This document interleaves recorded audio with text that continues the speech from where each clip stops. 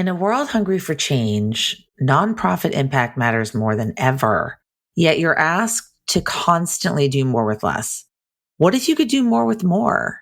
That's the promise of Bloomerang, the giving platform built for purpose.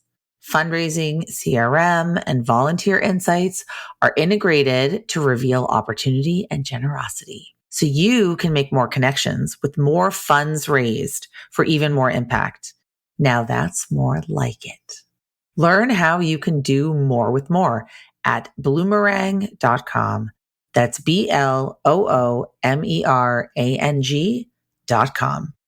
Now on to the episode. Hello, and welcome to Nonprofit Nation. I'm your host, Julia Campbell, and I'm going to sit down with nonprofit industry experts, fundraisers, marketers, and everyone in between to get real and discuss what it takes to build that movement that you've been dreaming of. I created the Nonprofit Nation podcast to share practical wisdom and strategies to help you confidently find your voice, definitively grow your audience, and effectively build your movement. If you're a nonprofit newbie or an experienced professional who's looking to get more visibility, reach more people, and create even more impact, then you're in the right place. Let's get started.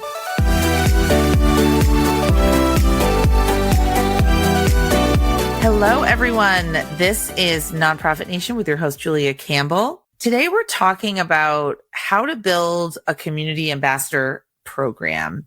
And my guest is Tasha Van Vlack, community builder, engagement strategist, and founder of the Nonprofit Hive. And we're going to really dive into how nonprofits can create impactful and effective community ambassador programs without burning out their teams or breaking the bank, which is super important. We had such a great talk that I wish we'd recorded before we hit record. So now we have to pretend that we first met, but I'm so happy to have you on the podcast. This is so exciting. And I have to say, thank you for having me on. And I'm having, not a small level of imposter syndrome because I've been listening to your podcast forever as a marketer. So I'm just like, wait, do I have something to contribute here? This is wild. 1000%. First of all, I noticed the Canadian accent. Yes. My mom is from Toronto. I'm half Canadian. Wonderful. We need those people bridging the American-Canadian divide right now. So I love this. Oh my gosh. I know. I haven't been to Toronto in a really long time. I went there last June, I believe, for a wedding, but I haven't been back. But I'm just such a fan of Toronto, and I'm just such a fan of Canada. Thanks. I'm feeling pretty good as a Canadian these days. Yeah, looking down at us. Feeling chipper, but to be we honest, can't be bought, or Canadians cannot be bought.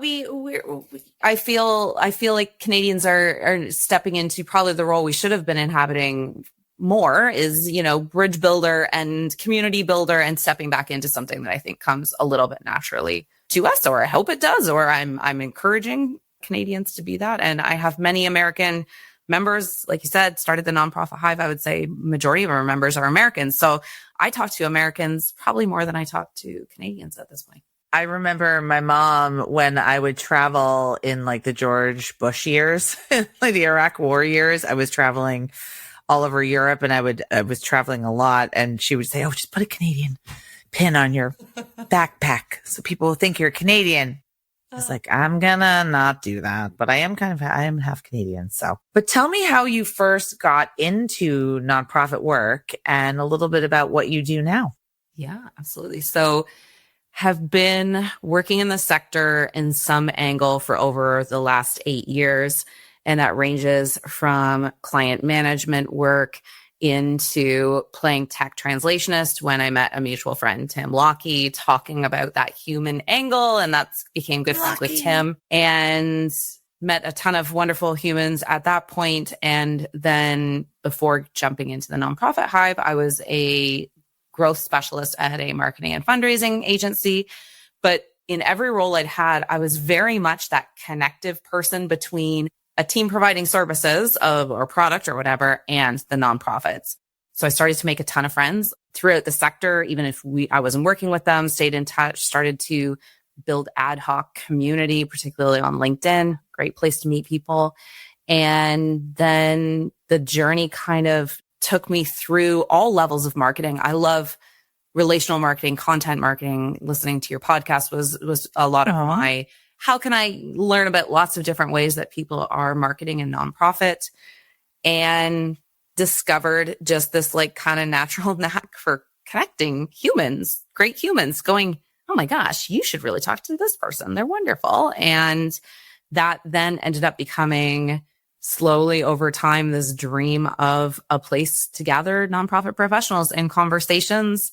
We called it the Nonprofit Hive, and it is a one-to-one community platform for conversations. And the original premise is still the heart and soul of what we do, in putting every Thursday people from all over the world in one-to-one conversations. We've got about 2,300 members across 80 countries. And on top of that, it became nonprofiteers going, hey, would you write? Like I'd love to write for your organization. And we started interviewing members. And then that became LinkedIn Lives, featuring people in-house who don't get to speak up about their work. And it's been this like snowball where you go, what the heck is happening? And I just realized how impactful community was when you got to do it with other people in a way that felt at scale for everyone, not just me. I love the idea of a community that was an idea. And Seth Godin talks about this a lot. So it's sort of like, don't create products for people, create products that your people want. So it's like, listen to your community and listen to really what is the hole in the community. And I know for nonprofits, it's connection. For people working in nonprofits, it's connection, it's networking, it's talking about the struggles of being a development director, the struggles of being a marketing director, an executive director, the struggles of getting grant funding and all of that. I think that that's just such a powerful way to build community. So, well, first of all, Tim Lockey, I love Tim Lockey. So I wrote him down. So we're going to mention him and give a shout out to him. But you have written a lot about, how nonprofits, they might get the influencer culture kind of wrong. So they might think of ambassadors as something where they need to hire a Kim Kardashian or a Taylor Swift or get someone completely external to their organization to be their ambassador. So you talk about empowering internal micro influencers. How can we start? Like, where are we looking for these people? Who are these people? I think you probably, if you sat down with a team at a nonprofit and said, who are your champions? You probably already know who a lot of those people are. True. Like in your network, in your nonprofit's network. Sometimes they're volunteers. Sometimes they're donors. We usually, at least I see, for every 50 people you probably have in your network, you've probably got one super connector. And you probably can pinpoint who that person is if you think for a minute, who is making introductions for us even when we don't ask.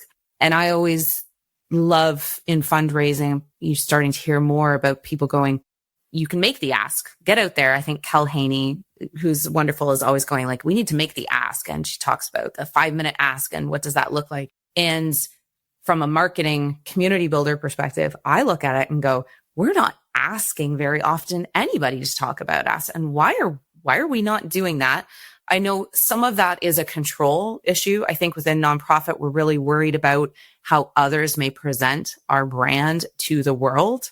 There's maybe some concerns. I can understand that that's not for everyone. I'm not suggesting we look at everyone in our community and go, oh, that's anybody who hits this. Anybody who breathes, anyone with a pulse. Yeah, not everybody. But I do think we can go, this person aligns with our values so clearly. They get our mission. How can we enable them to speak in their own voice about what we're trying to build here, about what our nonprofit is about? Because their words actually hold probably more trust and power than your nonprofit that maybe the person they're talking to, they have no knowledge of your nonprofit, right? So it's that little bit of, I think that it's a control issue in nonprofit, or that's what I'm seeing. But I think that leaning into co-creation is incredibly powerful, especially right now. 100%. So I just had a client, a national organization, I will not call them out, that I was working with on developing their sort of peer-to-peer fundraising campaigns. And I was explaining, when you have someone that wants to create a fundraiser on your behalf, here's a toolkit that you could create for them. Here's some messaging. They were absolutely opposed because they said, well, we can't control what they're going to post on Facebook. We can't control what they're going to say on Instagram. We can't control what they're going to say on TikTok. And to me, I mean, especially in the social media age where, like you just said, our influences are peer-to-peer or people that we're listening to online, people that we're listening to in our networks, that's more powerful than ever. Those voices are incredibly powerful and trusted voices. No, you can't write the script for them. All you can do is kind of give them the tools and hope that they go off. It's almost like having a teenager, right? You have a teenager. I have a teenager. Yeah. My teenager's going through driver's ed, right? I can find my thing on her iPhone so I can track her. I can do all the things I'm supposed to do. But at the end of the day, there has to be some grace, some trust. There has to be some alignment with values. So I think where nonprofits are losing this message is that they are not 100% in control of every single thing that's being said and put out there. But is it better to be ignored or to be talked about in an imperfect way? That's kind of how I feel. Well, and what if your messaging, because many legacy nonprofits in particular have pretty bland, boring messaging. What if your message? What if it was like a little spiced up a little bit? Yeah. What if it doesn't resonate with them? And so they're never, because I know there'll be people who kick back on this and go, well, why won't they just reshare what we already posted when we're talking about social media? Or why wouldn't they just take the blurb we already created for them and just use that? They have their audiences and their own reputation. They do. And maybe the thing they love about your nonprofit is not the thing you actually want them to speak about. And do you want them to speak about you in a wonderful, uplifting way, but it's not exactly what you wanted them to say? I don't know. Yes. It's, my thought is that a healthy brand and a healthy nonprofit can probably handle some different messaging without it being totally one-sided. And if anything, let's say you've got someone who gets angry on your Google review of your nonprofit. Wouldn't it be nice to have how many lovely voices, even if they're not saying the exact same thing about you, talking about you to balance out? Because you can't control that Google review at any time either. So I don't know. I always look at it as more positivity voices about your nonprofit is only going to be a good thing. I love that. So what's your horoscope sign? Because you're a connector. Pisces. I know it's a very big surprise. Most people don't get. I would have thought Geminis and Libras are the big connectors. I know. But that's why we get along. I'm Cancer and you are Pisces. We're both water signs. Makes sense. So let's talk about a structured community ambassador program. So you teach organizations how to create this structured community ambassador program. You've built one with the Nonprofit Hive. So what does that actually kind of look like in your view? What are some of the essential elements? So one of the first things when we were trying to figure out what our own ambassador program was going to look like at the Nonprofit Hive, at first, my initial instinct was to go, who are our power users? Who are the people who are doing the most one-to-one chats? That's going to be a clear win for us. And that actually was not the biggest differentiator, because one of the funny things of people who may get very involved in community is, particularly when you have a one-to-one community, is you get a lot of introverts who will actually speak up in certain areas that they won't go up out and talk about you, and they would feel wildly uncomfortable. So I'm looking at this. Probably Scorpios. They're wonderful. The reviews after every single one of these calls, beautiful. If I asked them to go out and talk about us, they'd be like, why would you do this to me? This is torture. Yes. So instead, for those people, we said, could you go give us a Google review? We've got these other places that maybe you'd feel comfortable attaching your name to, no pressure, but here are these places. And they were not the right people to ask to be ambassadors because they did not want the recognition that might have come along with being an ambassador and being that closely tied. So it dequalified So my initial instinct was to choose, but I did look through that list and instead was looking for people who immediately the alignment was so strong with what the mission was. So I wasn't going to have to go back and question my choice of choosing them after the fact when it came to alignment. We really focused in on people who were already talking about us. Like they were already going out and very ad hoc. I was hearing from other people, oh, so-and-so said this about you. Well, that's awesome. Like I'm not even asking them to do this and they're doing this. So that indicated to me that they either had potentially the time, maybe not the time, potentially the time, the energy and the impulse to believe that deeply in what we were building that they wanted to talk about us. So I think that's a powerful indicator for people to choose to have as part of your ambassador program. We had a low barrier to entry. So the commitments were not enormous. We're now looking at different ways to go. Is there different levels within having a country ambassador versus like a general Hive ambassador as the label we gave our 12 individuals who are currently holding that title? We have way more people than we had when we started that program, gained like another 1,000 members since then. So should we keep it that small? Should we kind of bring it into being? So we really wanted clear ways to give them to engage. We did give them here is like the expectations, commitment. We set a timeline on it and they're welcome to opt back in if that's what they would like. But we wanted it to be clear that this was not an indefinite commitment. I think people struggle when there is not a potential end date for a volunteer commitment too, right? With a nonprofit, I think it's important to reevaluate, come back to the table. Hey, we love having you as ambassador. Would you like to come back to the table? Hey, It seems like maybe this was more than you were planning on. Would it be okay to put this position out to set the world again? And again, the autonomy piece was really, really important. So we were really trying to find that balance between recognition of the position and their own autonomy. And that's actually what made the ambassador position more sustainable. Like, how do we balance that recognition and autonomy? And it's meant that the majority of our ambassadors get out there and talk about us. And I'm always like, oh, this is beautiful. Thank you. And I'll miss a post because they didn't actually tag us in some sort of way. And then I feel bad that I didn't do it, but they're out there with that vibe. And they hate to say that there's a vibe check with certain people, but I do think that there's a vibe check, particularly if you're a small nonprofit. I think there is something to be said for going, how do these people move in the world? And does it align with how we're kind of moving out in the world? But we kept, that North Star all the time of really being for us, it's trust and generosity and belonging, and that they were using a lot of that language in their posts and what they wanted to say about us too. So that was the very beginning for us is, and I'm still refining it and making sure the value was really high for the ambassadors. Like what is something that is different for them the than incentives, the general community. Exactly. So let's talk about that. So, I mean, when we say incentives, people might think, incentives like a tote bag or an umbrella or something, but we don't mean that.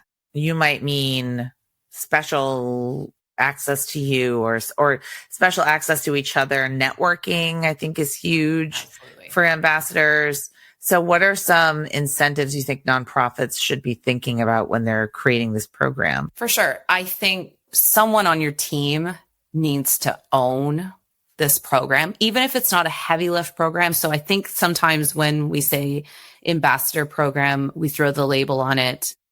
We've made some potential journey material collateral.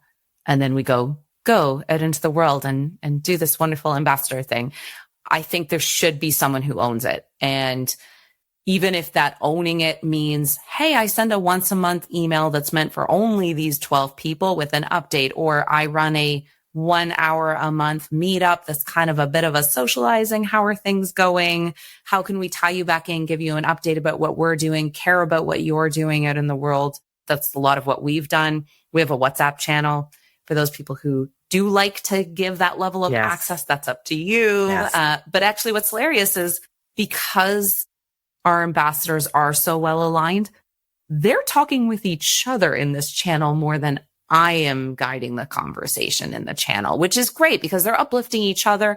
Hey, I heard about this grant. Would you be able to help give me a reference here? So they're making their own sub community based on being brought together as aligned humans. So, but I do think you have to have someone on your nonprofit team that, even if it's a 3-hour a month commitment, don't just assume that someone on the team is going to ad hoc pick up 3 hours of commitment. I think you really need to go, whether that's your marketing person, development, maybe your ED even, right? To make it feel big, but commit that person to owning the program so it doesn't get lost in the shuffle.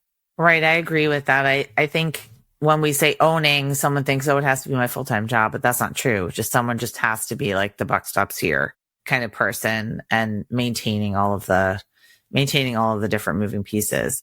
So you wrote a great article for Candid that talks about fundraising alone cannot ensure sustainability. I completely agree with that. I think the future is community.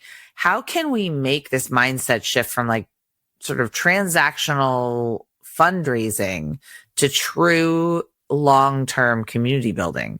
I think it's really tough. But thanks for highlighting that. You write things, yes. You never know if anyone goes and reads them because I do. Oh, great. Thank you. And I love Candid as well. Oh, they're fantastic. Yeah, such a great team over there. And for me, I've been really following along with the community-centric fundraising movement. Despite being a marketer, I love what they're doing. I love what they're putting out in the world. I think there are great examples of fundraising that is very heavily tied to community. It's often happening at a grassroots level, which I think is why we still have such a focus on transactional, because we're talking about legacy and organizations that have been around forever. That shift to move towards a community lens is so challenging because their tech doesn't even really allow them to move to a community lens, right? Yeah. It's all built in Razor's Edge or something. I won't call it any other further names, but you know what I'm talking about. That is not very community focused. And I think it starts at the ground floor. Like, as a marketer, what does it look like when someone signs up for our newsletter? What does the welcome wagon look like when they become a member of the Nonprofit Hive?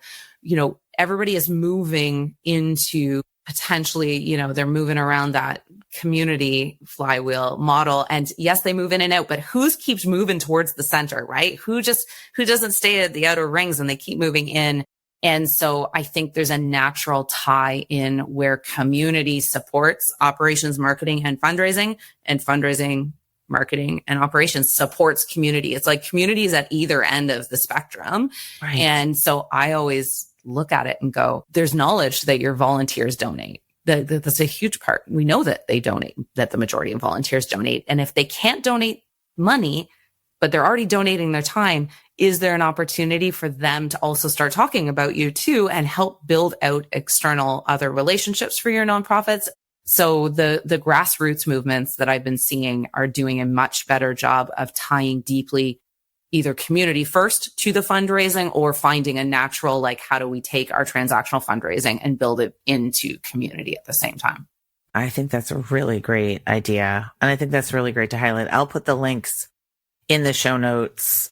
For me, I think that nonprofits struggle with, first of all, identifying ambassadors or community members, which we've talked about, but then really like engaging them. Like, how do we keep them engaged? How do we recognize them? How do we make this something that they want to be a part of? It's tough. Like, I always think there are rituals that we can create, and people love rituals. Like, as much as people love to be delighted, and we talk about like the delighting part of fundraising or experiences, which are still important. It's almost like we've tied that to the idea that it has to be big to be a ritual. And I actually think it's the small, like, at least in my experience building out the Nonprofit Hive, it's that regular touch point that people love, that go, oh my goodness, I feel connected back to what is happening here. I feel like I belong here. That's where community supports fundraising, because don't we want to support the things that make us feel like we belong somewhere, right? Especially right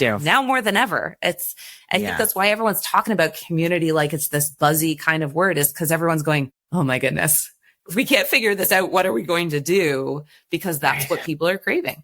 Yeah. People like us do things like this. I mean, that's just my favorite Seth Godin quote. People want to be a part of something bigger than themselves. They want to express themselves. And I always tell nonprofits that people giving, that's so personal. That's if they want to share that publicly, that is them expressing what they stand for and what they believe in and what they want to encourage, the vision that they see for the world, the change that they want to see in the world. So it's incredibly personal to be involved in a nonprofit, and someone that is talking about it and talking about why they're involved. That is someone that is truly special. But I love that you also talked about the introverts or people that might not want to get a video or might not want to do a public testimonial, that might want to be involved in maybe other ways, or do a Google review, or maybe do an anonymous testimonial, something like that. I think there are ways to involve kind of all levels of ambassadors. And those people may need the script, to be fair. Right? I'm not going to poo-poo on scripts. I actually just made a page for our Hive members on the website, because one of the most common questions over the last year, appreciate my community so much, because they're like, how can we help? Like, people want to help. And when we get that question, instead, that might indicate to me that this person isn't actually looking for an ambassador style role. They want to just be told how they're being serious. How can we help? But it also probably needs to be at a certain scale. So maybe they're never going to want to run a peer-to-peer campaign because asking other people for money gives them the ick, but they would love to put together, oh, wait, you're really looking for corporate sponsorships and I am in business and I'd happily send this around. So I think there has to be different avenues for people to figure out how to engage and support. And so maybe that means there's different ambassador tracks. You're going to have the big loudmouths like me that when somebody says, hey, could you talk about us? And I'm like, I got you. Let's go. And I'll put it everywhere.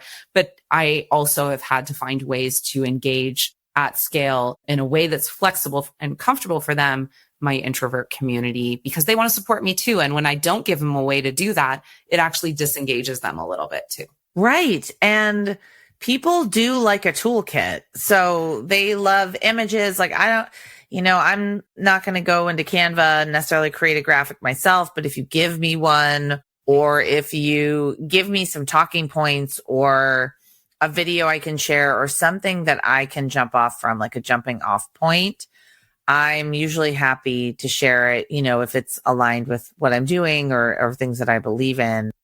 I think making your content easily shareable, but also, like you just said, providing a lot of different avenues for people to share in the way that they're comfortable. Absolutely. I think you need to speak to your audience, right? Yes. And marketing and segmentation and everything. Yes, there are going to be different journeys for different people, and it is more work. And I do think it is more of a setup, but as we noted, so much is changing. I don't think the next generation of donors are looking to, I'm like the elder millennial kind of age range, and the nonprofits that really grab at my heart, it is personal. It is absolutely personal. Yes. When we've tried to divorce fundraising from what we know is true, which is that fundraising is personal, what's our plan here, right? Like when people are asking to become more involved and find these spaces for belonging and community, and they're looking to nonprofits to give them that, it feels like it's an investment we have to be making.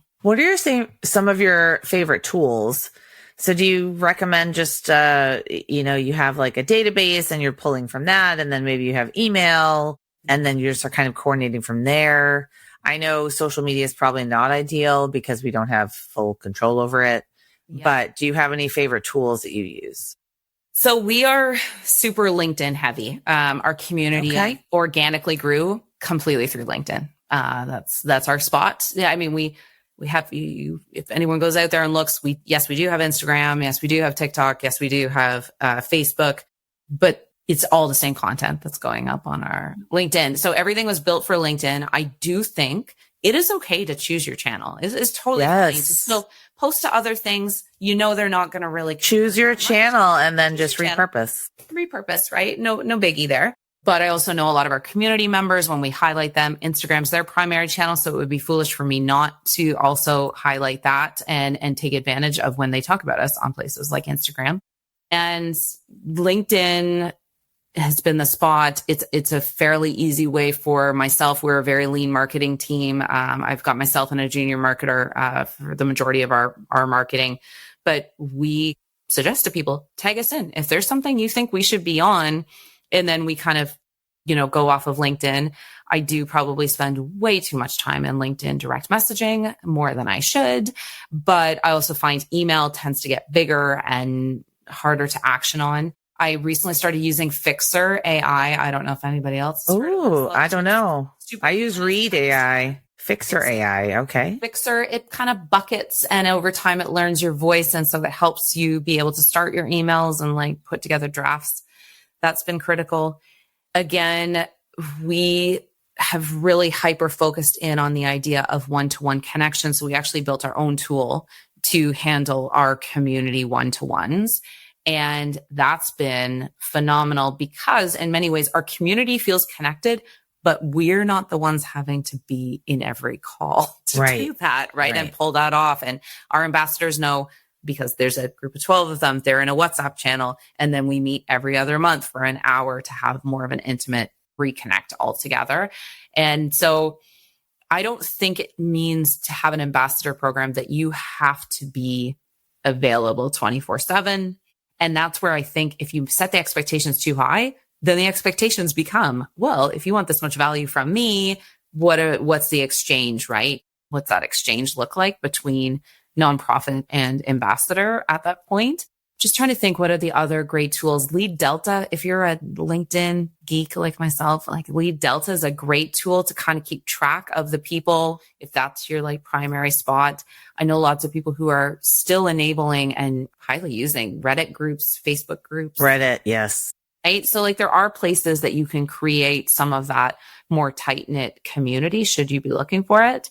Then just probably having a really clear spot for folks to go back and look for those storytelling prompts, the social media toolkits. I actually think video doesn't need to be fancy at all right now. I don't see any reason to be building fancy videos. We record in StreamYard, edit in Descript, and just push it to like our social media channels when we interview members of our community and ambassadors. So I think there are actually some pretty great inexpensive tools. We use a storytelling software called ProofPact to grab stories after. So we use those as well. I need a full list of these tools. Oh my gosh, I'm going to have to write them all down. Sorry, yeah. I'll put them afterwards. Sorry to everybody. Listen, love it. No, my listeners love tools. Yeah. All the tools. It's a pretty intense content, like where we're at now. And I will say that everybody who's listening, they're going to be like, what is this girl talking about? I can't recreate this. It did not look like this. It didn't start, like wasn't birthed from this, Yeah. Start like this, right? It does look like a lot now because we have so much content. We also repurpose content. You can pretty much guarantee that if you sent out a newsletter, it was not seen by 50% of? Right, at least. I mean, if you've got a 50% open rate, that's amazing. You're crushing it. You're crushing it with your 50% open rate. So it is okay to talk about the exact same thing that week over your social media. Or you probably should talk about it in some capacity.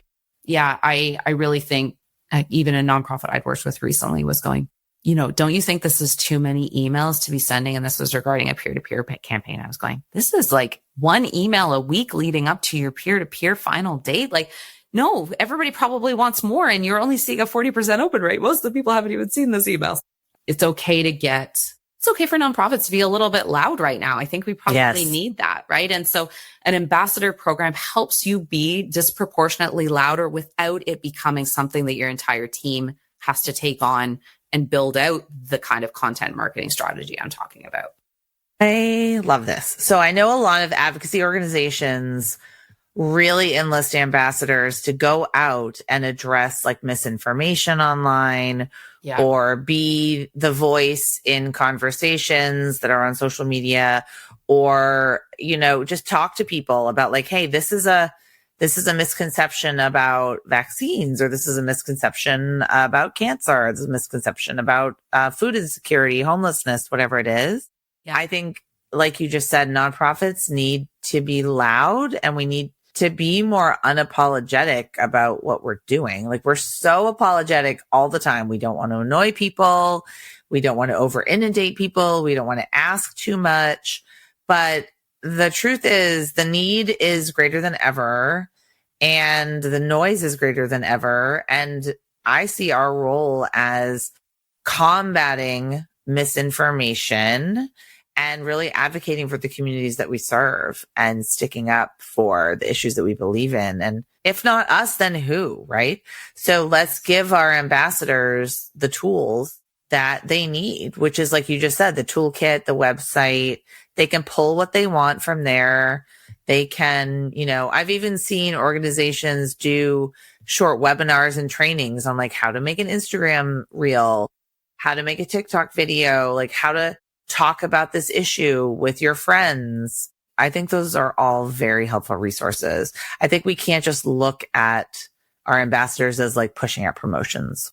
Absolutely. Let them authentically talk about you, right? Yes. If you're bringing them into the point that you trust them enough to do any resharing of your stuff, wouldn't their voice probably be the kind of voice you want talking about you anyway? And authenticity is one of the few ways to beat algorithms right now as well, right? It's like when people authentically talk to their audience that they already have some sort of voice to, it has more depth. It just does, right? And so leaving some room for creativity. And actually, I loved your combating disinformation example, because maybe there's the possibility to create some sort of GPT that's already been taught on a bunch of your material, that instead, when you're asking somebody to get out there and talk about you, and instead of giving them hundreds of documents of this is how we talk about X, Y, and Z and vaccine disinformation, could you create something that makes it much simpler for them to go out at scale and feel confident talking about that? Because I have to say, even with my background biology degree, I would hate to get in some of those forums. That would scare the bejesus out of me. So how can you make them feel empowered to go, I got this, because I'm going to say this in a way that here's your prompt to say it authentically like you, but here are some words we avoid using. Like, exactly. Guidelines, right? Exactly. And I really do think ambassadors really do appreciate that, and they will understand that. Absolutely. So as we wrap up, what is sort of one immediate action that a nonprofit leader can take today to begin activating ambassadors in their community? I think I would, have a brainstorming session with your team and go, who are 3 to 5 natural champions we can just already kind of see, and maybe take a moment, whether it's the marketer on your team, ED, according to how your team dynamics are made, make time for a few 30-minute calls in your schedule just to even see, hey, we're thinking about starting something like that. These are probably the people who are going to naturally say yes. They're probably going to value that you see them, you see how much they care, and what would they be willing to do before you go out there and create all the cool collateral of what you think someone would be willing to share about you. What do those people want? What would they actually be willing to do? And it might be different for all 5 people, but it would give you a great starting spot to instead go, here's something we could bite off in the next month, right? Or hey, this actually, from the sounds of it, from these 3 to 5 natural champions, this is a 6-month out project before we launch this, because it's not going to just be graphics and prompts and hashtags. It's going to be, no, they really want, a decent amount of information to speak about us correctly, at least at the Nonprofit Hive, before we take on anything new. I am that obnoxious person calling up my crew and going, here's this wild idea. What do you think? And asking those folks, because it's community led, right? Like, what does the community say? Yes. And then that floats up to what we actually think is possible, versus me getting it in my head that we could do this and then trying to dictate downwards that that's what we're going to do. It just doesn't seem to work. Where did you get your I'm in my nonprofit era shirt? Is that a Nonprofit Hive? I wish it was mine. Merch? It's so cool, right? No, it is the ladies at Relational Nonprofits. I think that's what I'll have to send it to you. Yeah, There's Catalina Parker and Julia Devine, and I talked to them one day and they had said something about having cool t-shirts, and, I'm on an Etsy store being like, Gotta have that shirt, like immediately. In my nonprofit era, yes. Nonprofit era, right? So yeah, super. And I want to see what your shirt says right now because you can't see mine. Oh, goodness. Look at us with our shirts. Oh my goodness. So mine is the quote from Ruth Bader Ginsburg. So look at Yes. I've got my Ruth Bader Ginsburg bobblehead over there. You know, and all my RBG stuff. So it says equal rights for others does not mean. Doesn't mean less rights for you. It's not pie. And mine says, what does it say? Drink coffee, fight racism, empower women. So look at us with our shirts. Bringing the equal vibes. And, you know, I think community, like you noted earlier, and you said it, community is the future. Like this is where nonprofit was and should be. And this is the space we occupy with a power. And I'm just jazzed to see that other people are starting to go, yeah, let's get people involved. Let's give up some control because controlling it has not worked very well for us recently. So it's time to change things up. Love it. I love it. I love it. And would your ambassadors put your slogan on a t-shirt? That's always sort of or like even just your logo, like put it on their car, put it on a bumper sticker, put it on a shirt, because it's saying to other people, like, this is what I stand for and this is what I believe in. And like, clearly you and I do that very well because of our shirts and everything in our backgrounds. But I think that's so important because there are certain members of us, like you and me, that want to show other people what we stand for. Not everyone is like that, but the people that want to and want to spread the word, we have to give them the opportunity. We should, right? And it's only going to deepen that connection to your nonprofit to be able to stand up and go, I'm standing with these folks. Like this means something to me. And again, whether this works for your nonprofit or not, and it's a bit of a double-edged sword, and I still haven't officially rolled out the title to say, hey, any Hive member, feel free to label yourself as a Hive member. You've probably seen this on LinkedIn where people get into this. I'm a X, Y, and Z. Yes. Like, I actually want you to own this title because you're in and you're actually very active in the community. So, but our Hive ambassadors, I said, if this is going to be useful to you in some way, shape, or form on your journey, you're out there representing us. This is free. You don't have to. Don't do it if you don't want to. But if you want to, I would love to be connected to you because I think that that's a great win for what we're building. And I hope you feel the same way.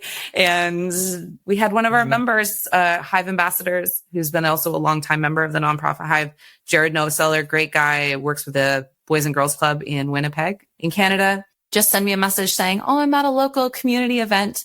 And he's there and he's got a little placard saying Jared Novoseller, BGC Winnipeg. And right beside it, Jared Novoseller, Hive ambassador, the Nonprofit Hive. I was like, you know, your face go, oh my God, as if people are out in the world talking about us this way and saying that this is what they are a part of. It was just beautiful. I loved it. Oh my gosh. How can people connect with you and learn more about the Nonprofit Hive? Well, I am loud on LinkedIn all the time. And so, that's how we connected. Yep. LinkedIn is a good spot. And so please feel free to get in touch and chat there. And nonprofithive.com. You're welcome to join. It is a completely free community. And we say it's a community at scale. So as flexible as you'd like to get involved and you want to be super in, we've got a spot for you. If you would like to just show up once every 6 months because you are a busy ED, we got you there too. So it is a very inclusive spot. We are always looking for authors about the nonprofit work experience. It has been a beautiful journey, and I'd love to connect to anybody else who's thinking community is the next step for their nonprofit. This has been so great, Tasha. Well, we're going to be best friends. Yes. I can't wait to meet you in person. Thank you so much for being on. Thank you too, Julia. This was awesome.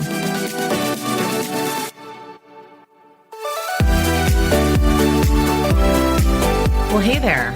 I wanted to say thank you for tuning into my show and for listening all the way to the end. If you really enjoyed today's conversation, make sure to subscribe to the show in your favorite podcast app, and you'll get new episodes downloaded as soon as they come out. I would love if you left me a rating or a review because this tells other people that my podcast is worth listening to. And then me and my guests can reach even more earbuds and create even more impact. So that's pretty much it. I'll be back soon with a brand new episode. But until then, you can find me on Instagram at JuliaCampbell77. Keep changing the world, you nonprofit unicorn.